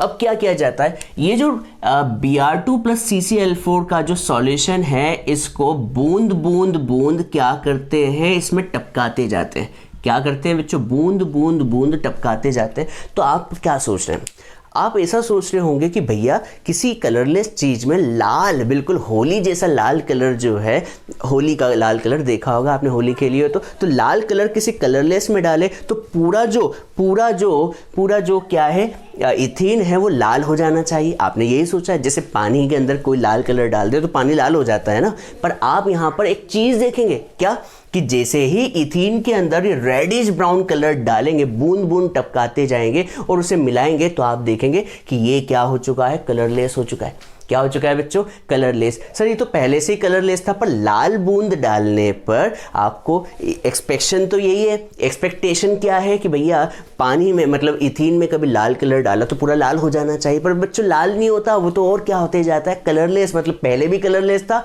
और लाल बूंद डाली तो भी क्या हो जाएगा, कलरलेस हो जाएगा। सर तो यहाँ पर पहले तो मैं यहाँ पे नोट डाउन कर दूँ कि ये Br2 + CCl4 जो होता है वो क्या होता है, रेडिश ब्राउन कलर। ये हमेशा आपको लेबोरेटरी में क्या है मिलेगा, एक शीशी में दोनों का मिक्सचर ही मिलता है।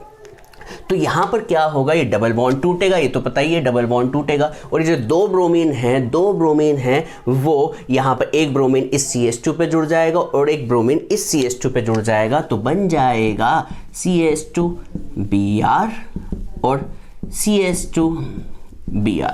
क्लियर है। याद कीजिए जब IUPAC नेमिंग पढ़ रहे थे तो मैंने कहा था कि कभी हेलोजन ग्रुप दो अलग अलग कार्बन पे जुड़े हो तो उसे हम कहते हैं विसिनल डाइहैलाइड। याद कीजिए क्या कहते हैं बच्चों, विसिनल डाइहैलाइड। याद कीजिए मैंने कहा था कि कभी दो हेलोजन सेम कार्बन पे जुड़े तो इसे कहते हैं जेमिनल डाइहैलाइड। याद कीजिए जेमिनल डाइहैलाइड कहते हैं। और कभी दो हेलोजन से अलग अलग कार्बन पे जुड़े तो इसे कहते हैं विसिनल डाइहैलाइड। क्या कहते हैं बच्चों, विसिनल डाइहैलाइड। तो यहां पर देखिए दो अलग अलग कार्बन पे जुड़े हैं इसलिए ये क्या हो जाएगा, विसिनल डाइहैलाइड। और कभी इसका IUPAC नेम लिख दीजिए। तो IUPAC नेम क्या होगा, नेमिंग के हिसाब से दो की चेन है तो 1 पे ब्रोमो 2 पे ब्रोमो है, तो 1,2 डाई ब्रोमो इथेन। क्या बनेगा बच्चों, 1,2 डाइब्रोमो इथेन। और ये प्योरली क्या होता है, कलरलेस होता है। क्या होता है बच्चों, कलरलेस। ये इथीन पहले भी कलरलेस था, और बच्चों जैसे इसमें लाल कलर डाला तो भी क्या हो गया, कलरलेस हो गया। तो बच्चों इस मेथड से दिस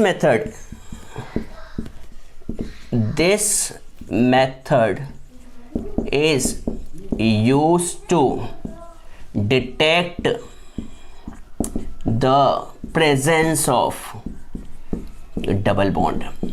ठीक है बच्चों, इस मेथड से हम डबल बॉन्ड की प्रेजेंस चेक करते हैं। ठीक है, देखिए सीधी सी बात, कभी ट्रिपल बॉन्ड होता मतलब अल्काइन होता और उसमें reddish brown colour bromine + CCl4 का डालते तो क्या ये कलरलेस होता, नहीं, उसमें लाल कलर आ जाता। इसका मतलब जो कंपाउंड हमने लिया है वो उसमें डबल बॉन्ड नहीं है। ठीक है, ये बात समझ में आई। कभी आप अल्केन लेते तो भी यहाँ पर आपको लाल कलर ही मिलता, पर जैसे ही आपने कलरलेस सॉल्यूशन में क्या डाला, लाल बूंद डाली, तो यहाँ पर आपको कलरलेस मिला। इसका मतलब आप जानते हैं कि भैया इथीन में ही मतलब अल्कीन के अंदर जब आप क्या डालते हैं, Br2 + CCl4 का सॉल्यूशन डालते हैं तो यहाँ पर आपको कलरलेस सॉल्यूशन मिलता है। कलरलेस तभी मिलेगा जब ये क्या होगा, डबल बॉन्ड होगा।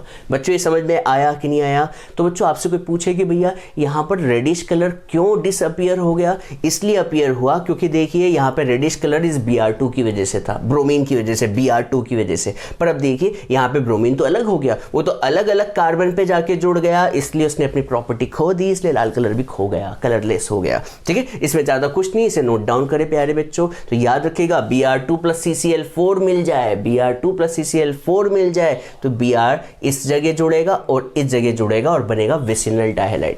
और अभी लास्ट टाइम हमने मार्कोनिकॉव रूल पढ़ा तो उसमें कभी HBr ले लिया जाए तो Br उस जगह जाके जुड़ता है जहां पर less number of hydrogen atom है, याद होगा, और H बची हुई जगह पर। ठीक है, नोट डाउन कीजिए प्यारे बच्चों। चलिए अब हम प्रिपरेशन की लास्ट स्टेज पे आ चुके हैं जहां पर हम दो अलग अलग रिएक्शन पढ़ेंगे, फिंकलस्टाइन रिएक्शन और श्वार्ट्ज रिएक्शन, दोनों ही नेमिंग रिएक्शन है और सारी की सारी नेमिंग रिएक्शन बहुत ही आईएमपी होती है। तो इन पर तो स्टार लगा लीजिए 5 स्टार, क्योंकि naming reaction super most IMP होती है, ठीक है। और इसे याद करना है। और यहाँ पर होने क्या वाला है, हेलोजन का एक्सचेंज, मतलब इधर भी हेलोजन होगा, इधर भी हेलोजन होगा और रिएक्शन के टाइम हेलोजन एक दूसरे को क्या कर जाएंगे, एक्सचेंज कर जाएंगे। तो चलिए इसको देखते हैं। तो फर्स्ट मेथड का नाम जो है वो है फिंकलस्टाइन रिएक्शन। पहली बात तो इन पर 5 स्टार लगा लीजिए, जैसे आपको याद रहे कि सर ने मोस्ट आईएमपी लिखवाया हुआ है, और इसे भी 5 स्टार लगा दे क्योंकि सुपर मोस्ट आईएमपी है। तो यहाँ पर देखिए हेलोजन का एक्सचेंज होने वाला है। तो यहाँ पर हम ले रहे हैं, क्या ले रहे हैं बच्चों, यहाँ पर हम ले रहे हैं एक RX अल्काइल हैलाइड ले रहे हैं। यहाँ पर X जो होगा वो क्लोरीन होगा या फिर ब्रोमीन होगा। इसकी रिएक्शन हम किसके साथ करवा रहे हैं, सोडियम आयोडाइड के साथ in presence of dry ether. ये भी एक अच्छा सॉल्वेंट होता है। अब जैसे इथाइल अल्कोहल इथेनॉल को सॉल्वेंट के तौर पे देखते हैं, वाटर को देखते हैं सॉल्वेंट के तौर पे, वैसे ही बहुत सी रिएक्शन में ईथर भी जो होता है सॉल्वेंट की तरह बिहेव करता है, ठीक है। रिएक्शन के लिए सॉल्वेंट की ज़रूरत होती है, तो ये सॉल्वेंट की तरह बिहेव करता है। तो यहाँ पे देखिए समझाने का कुछ भी नहीं है, क्योंकि नाम से ही पता चल रहा है क्या होगा, हेलोजन एक्सचेंज, मतलब ये वाला I जो है इस X को एक्सचेंज करेगा और ये वाला X जो है इस जगह के I को एक्सचेंज करेगा। तो यहाँ पर क्या बन जाएगा, यहाँ पर बनेगा RI और साथ के साथ क्या मिलेगा, NaX मिलेगा। क्या मिलेगा बेटा, NaX मिलेगा। और आपको यहाँ पर ये बता दूँ, ये ड्राई ईथर का काम क्या है। ड्राई ईथर जो होता है NaCl के साथ मिलकर NaCl का क्या बना देगा, प्रेसिपिटेट फॉर्म कर देगा। प्रेसिपिटेट फॉर्म होना मतलब कि यहाँ पर ये चीज़ तो नीचे बैठना, जिससे प्रोडक्ट क्या हो जाएगा, कम हो जाएगा। और आपको ली-चैटलियर प्रिंसिपल पता होना चाहिए, कभी प्रोडक्ट की क्वांटिटी कम हो जाए तो ये रिएक्शन हमेशा फॉरवर्ड डायरेक्शन की तरफ चलने लगती है, हाँ है ना, जिससे स्पीड जो होगी रिएक्शन की फास्ट हो जाएगी फॉरवर्ड रिएक्शन की तरफ, सही है। तो यहाँ पर हम ली-चैटलियर प्रिंसिपल को याद कर ले। तो यहाँ पर dry ether plus NaX form precipitate, क्या कर देते हैं बच्चों, फॉर्म कर देते हैं precipitate. Therefore according to Le Chatelier principle, आपको ले-चैटलियर प्रिंसिपल तो पता होना चाहिए, Le Chatelier principle, the reaction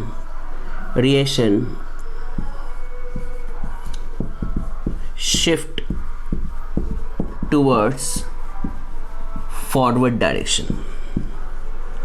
sir reaction forward direction में शिफ्ट होने से होगा क्या, रिएक्शन फास्ट हो जाएगी बच्चों।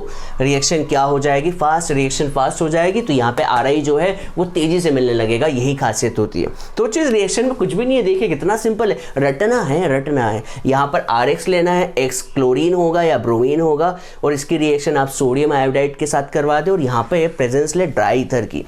आयोडीन इसको एक्सचेंज कर देगा, X जो है आयोडीन को एक्सचेंज कर देगा। तो यहाँ पर बन जाएगा RI प्लस NaX। कुछ समझने का नहीं, कितना सिंपल है। अब ड्राई ईथर का काम क्या था, ड्राई ईथर इस NaCl के साथ प्रेसिपिटेट फॉर्म कर लेता है। प्रेसिपिटेट फॉर्म करना मतलब प्रोडक्ट की क्वांटिटी कम होना, और प्रोडक्ट की क्वांटिटी कम होना मतलब ली-चैटलियर कहेगा कि इक्विलिब्रियम शिफ्ट हो जाएगा फॉरवर्ड डायरेक्शन में, हाँ है ना। ये बात आपको पहले से पता होनी चाहिए। अब रिएक्शन जो है वो क्या है, श्वार्ट्ज रिएक्शन। कौन सी रिएक्शन बेटा, श्वार्ट्ज रिएक्शन। ये भी नेमिंग रिएक्शन है। तो यहाँ पर हमने लिया CH3Br और साथ के साथ लिया AgF। क्या लिया बच्चों, AgF, सिल्वर फ्लोराइड लिया। तो यहाँ पर क्या होगा पता ही है, फ्लोरीन ब्रोमीन को डिस्प्लेस कर देगा और ब्रोमीन जो है वो फ्लोरीन को डिस्प्लेस कर देगा। तो यहाँ पर एक्सचेंज हो जाएगा, देखिए नाम ही क्या है, हेलोजन का एक्सचेंज होना। तो यहाँ पर बन जाएगा CH3F और साथ के साथ AgBr। क्या बन जाएगा बच्चों, AgBr, ये बन गया फ्लोरो मीथेन। ठीक है, ये रिएक्शन आपको याद ही करना है बच्चों। कभी आप AgF नहीं लेना चाहते हैं तो आप COF2, यहाँ पर आप COF2 भी ले सकते हैं या फिर Sb2F2 भी ले सकते हैं या फिर Hg2F2 भी ले सकते हैं। तो इन तीनों में से कुछ भी ले सकते हैं। ठीक है। तो यहाँ पर AgF ले या COF2 ले या Sb2F2 ले या Hg2F2 ले, यहाँ पर रिएक्शन जो है वो रिएक्शन में आपको क्या मिलेगा, फ्लोरोमीथेन ही मिलेगा। ठीक है, तो इसमें कुछ समझाने का नहीं, रटना है, इस रिएक्शन को रटना है। अब हम क्या करने जा रहे हैं, आपकी एनसीईआरटी में इंटेक्स क्वेश्चन है, इंटेक्स क्वेश्चन को भी देखने जा रहे हैं। इंटेक्स क्वेश्चन से हम रिवाइज कर लेंगे कि हमने क्या क्या पढ़ा, सब कुछ हम क्या कर लेंगे, रिवाइज कर लेंगे। तो जल्दी से इसे नोट डाउन करें और प्रिपरेशन को कंप्लीट, यहाँ पर प्रिपरेशन क्या हो गई, कंप्लीट होगी। तो यहाँ पर मैं लिख देता हूँ प्रिपरेशन कंप्लीटेड। ठीक है, तो प्रिपरेशन क्या हो चुकी है, कंप्लीट हो चुकी है। यहाँ पर याद रखिएगा प्रिपरेशन जो है वो कंप्लीट हो चुकी है। अब हम इंटेक्स क्वेश्चन इसलिए कर रहे हैं क्योंकि उससे रिवीजन भी हो जाएगा और आपकी एनसीईआरटी बुक भी कवर होगी। चलिए बच्चों, अब हम एक क्वेश्चन करते हैं जो कि आपकी एनसीईआरटी का एग्जाम्पल 10.4 है, जिसमें पूछा गया है राइट द प्रोडक्ट, आपको इसके प्रोडक्ट लिखने हैं। और बेटा जब भी रिएक्शन आए ना तो हमें जनरली मेजर प्रोडक्ट ही लिखना होते हैं। आप माइनर लिख रहे हैं तो भी अच्छी बात है, पर हमें तो मेजर की ज़रूरत होती है। तो मैं यहाँ पर मेजर प्रोडक्ट लिखूंगा, माइनर प्रोडक्ट आप लिख लीजिएगा। ठीक है, तो यहाँ पर देखिए, यहाँ पर आपको एक कंपाउंड दिख रहा है और इसकी रिएक्शन आपको किसके साथ करवानी है, HBr। तो बच्चों आप जानते होंगे यहाँ पर डबल बॉन्ड नज़र आ रहा है, मतलब ये अल्कीन है। क्या है प्यारे बच्चों, अल्कीन है। और अल्कीन में बोलो क्या हो रहा है, एडिशन हो रहा है किसका, हाइड्रोजन ब्रोमाइड का। क्लियर है बच्चों। अब याद कीजिए, जब अल्कीन में हाइड्रोजन हैलाइड का एडिशन होता है तो मार्कोनिकॉव रूल लगता है। क्या आपको मार्कोनिकॉव रूल्स पता है? हाँ सर पता है, याद भी है कि सर आपने अभी सिखाया था। अल्कीन में जब आप हाइड्रोजन हैलाइड का रिएक्शन करवाए तो H+ और Br नेगेटिव होगा। तो यहाँ पर जो नेगेटिव पार्ट होगा, देखिए यहाँ पे डबल बॉन्ड टूटेगा। ये जगह पर क्या है, कार्बन है, ये जगह पर भी क्या है, कार्बन है। सही है। तो यहाँ पर नेगेटिव पार्ट उस कार्बन पे जाके जुड़ेगा जहाँ पर हाइड्रोजन की संख्या कम है। तो बताओ ये नेगेटिव पार्ट कहाँ जाके जुड़ने वाला है, इस वाले कार्बन पे। सर क्यों, यहाँ पर क्यों, क्योंकि नेगेटिव पार्ट हमेशा उस जगह जाके जुड़ता है जहाँ पर कम हाइड्रोजन हो। ठीक है, और पॉजिटिव पार्ट कहाँ जाके जुड़ेगा, इस जगह पर। ठीक है, हमें तो नेगेटिव पार्ट से मतलब है। तो यहाँ पर प्रोडक्ट क्या बनने वाला है, देखिएगा बच्चों, प्यारे बच्चों देखिएगा क्या बनने वाला है प्रोडक्ट। ठीक है, तो प्रोडक्ट जो बनने वाला है वो यहाँ से देखें तो यहाँ पर जुड़ा था कार्बन, इस कार्बन से जुड़ा था H, और इसी कार्बन से जोड़ दे क्या बेटा, Br। और यहाँ पे डबल बॉन्ड क्या हो चुका है, डबल बॉन्ड टूट के सिंगल बॉन्ड। और यहाँ पे कार्बन है, यहाँ पे भी कार्बन था, कार्बन को लिख नहीं रहा हूँ और यहाँ पर तो जुड़ गया H, यहाँ पर जुड़ गया H, और ये वाला एक और H जो है ये यहाँ आकर जुड़ गया। सर ये समझ नहीं है, डायग्राम तो आपने बहुत गंदा बनाया है। तो देखिए बेंजीन एज इट इज, ये वाली लाइन एज इट इज, ये कार्बन वाला पॉइंट एज इट इज। यहाँ पर इस कार्बन पर कौन आके जुड़ेगा, ब्रोमीन। तो H तो एज इट इज, और यहाँ पर जैसे एक बॉन्ड टूटा तो Br जुड़ गया, और यहाँ पर एक बॉन्ड टूटा तो यहाँ पर 2 हाइड्रोजन, तो ये एज इट इज, और ये वाला हाइड्रोजन यहाँ के जुड़ गया। बोलो हाँ या ना, सही है कि नहीं। ठीक है, तो यहाँ पर कौन सा रूल लगा, मार्कोनिकॉव रूल। ठीक है, अब देखिए ये भी अल्कीन ही है, अल्कीन की रिएक्शन किसके साथ हो रही है, हाइड्रोजन हैलाइड के साथ। तो फिर से कौन सा रूल लगेगा बच्चों, मार्कोनिकॉव रूल। मार्कोनिकॉव रूल क्या कहता है कि भैया ये डबल बॉन्ड टूटेगा। सर क्यों टूटता है, इसलिए टूटता है क्योंकि डबल बॉन्ड में एक सिग्मा, ये तो देखिए ये सारे सिग्मा बॉन्ड है, ये भी सिग्मा बॉन्ड है, पर जो ऊपर वाला जो होता है एक पाई बॉन्ड होता है, और पाई बॉन्ड जो होता है वो वीक बॉन्ड होता है, उसे तोड़ना आसान होता है रिएक्शन में। तो यहाँ पर नेगेटिव पार्ट किस जगह जाके जुड़ेगा, मार्कोनिकॉव रूल के अकॉर्डिंग नेगेटिव पार्ट उस जगह जाके जुड़ेगा जहाँ पर less number of hydrogen atom attach हो। तो यहाँ पर बनेगा CH3, सर CH2, फिर CH, और CH से जुड़ जाएगा Br, और यहाँ पर बॉन्ड टूटा तो यहाँ पर हो जाएगा CH3। क्लियर है। देखिए Br जोड़ दिया मैंने, Br नहीं आएगा, क्या आएगा, Cl आएगा। तो Cl इस जगह जाके जुड़ गया और ये H वाला इस जगह जाके जुड़ गया। हाँ है ना, मार्कोनिकॉव रूल पता है ना, कहाँ पर, लेस नंबर में लिख देता हूँ, लेस नंबर ऑफ हाइड्रोजन होना चाहिए, लेस नंबर ऑफ हाइड्रोजन। यहाँ पर भी क्या है, लेस नंबर ऑफ हाइड्रोजन। ठीक है, अब देखिए जय वीरू की जोड़ी आ गई। मैंने कहा था ये कौन है, जय, और ये कौन है, वीरू। याद है जय वीरू की जोड़ी कब लगती है, जब क्या आ जाए, पेरोक्साइड। और पेरोक्साइड में आप क्या ऐड कर रहे हैं, पेरोक्साइड। यहाँ पर अल्कीन है, अल्कीन में आप हाइड्रोजन ब्रोमाइड की रिएक्शन करवा रहे हैं इन प्रेजेंस ऑफ पेरोक्साइड। और जब पेरोक्साइड आता है तो यहाँ पर कौन सा रूल लगता है बच्चों, एंटी मार्कोनिकॉव्स रूल। ठीक है, और एंटी मार्कोनिकॉव रूल ये कहता है कि इस बार जो नेगेटिव पार्ट होगा वो किस जगह जाके जुड़ेगा, किस जगह, यहाँ पे देखिए डबल बॉन्ड था तो एक बॉन्ड टूटा, तो उस जगह जाके जुड़ेगा जहाँ पर ज़्यादा हाइड्रोजन है। यहाँ पर मोर नंबर ऑफ हाइड्रोजन पर जुड़ता है सर, क्यों, क्योंकि एंटी मार्कोनिकॉव रूल लग रहा है। तो देखिए ये रहा बेंजीन, बेंजीन तो आपको पता ही है सर, बेंजीन, और फिर CH2, फिर CH के बाद ये जो डबल बॉन्ड था टूटा तो यहाँ पर जुड़ गया CH2 Br, और यहाँ पर एक H जुड़ गया। देखिए बच्चों क्या किया है मैंने, क्या किया है, इस Br को इस CH2 पे जोड़ दिया और इस H को मैंने इस CH पे जोड़ दिया, तो ये CH2 बन गया। ठीक है, नाम इसका आप लिखना चाहें तो देखिए नाम भी लिख ही देते हैं, इसका नाम लिख देते हैं। तो बच्चों इसका नाम, पहले इसके नाम से शुरू करते हैं। इसका नाम तो बहुत ही सिंपल है, नंबरिंग कभी यहाँ से करें तो नाम होगा 2-क्लोरो। क्या नाम होगा बच्चों, 2-क्लोरो, और ब्यूटेन, 4 कार्बन होने की वजह से ब्यूटेन। ठीक है, नेमिंग तो आपको आती है IUPAC नेमिंग, 2 पर क्लोरीन है और 4 की चेन है तो ब्यूटेन।